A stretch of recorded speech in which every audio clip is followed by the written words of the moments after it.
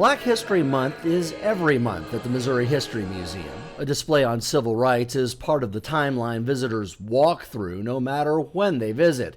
But February, which has been specifically designated for African American history since 1976, takes on new meaning each year for those who curate Missouri's flagship house of history. We still have a long way to go. It would be nice if we could celebrate more African American history in the school system, in our schools, but we have definitely made leaps and bounds, and more people are celebrating it every day, and those that are not African American. So it is becoming American history.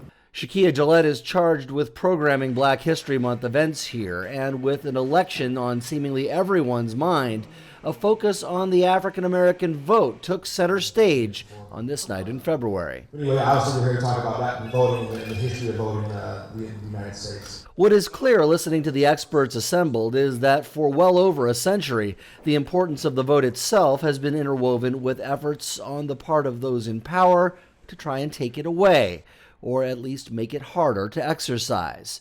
The tactics most are aware of date back more than a century. And they created a whole mechanism to prevent blacks from voting. Things like a poll tax, which is basically a tax on a household. Something like a literacy test that said that you have to read a passage of the state constitution. But this conversation was just as much about how history sometimes seems to repeat itself in modern times. Dr. Gina McClendon of Washington University has made a study of more recent efforts to keep African Americans away from the polls. Tactics will be employed or try to be employed to suppress the vote. Sometimes it's things that are more subtle. If you live in a particular neighborhood, does it take longer to be able to vote? Those sorts of things. Are there other distractions or things that keep people from voting? So essentially what we're talking about is voter suppression. So what are some of the non-statutory things that happen at poll places that people don't know about? She's also studying Missouri's voter ID law, part of which was thrown out by the state Supreme Court in January.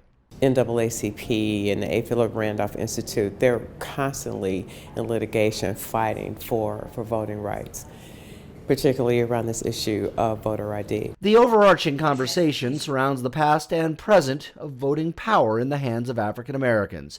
It's a history many here will tell you has never been more relevant. That's what audience members' questionnaires overwhelmingly stated at the end of the night. People were really energized to continue to vote. Some people were very honest and said, I vote in the national elections. I may not vote in our local elections, but I will now. So I think everyone left with some different type of engaging thought to move forward in that way. George Sells, MetroSTL.com.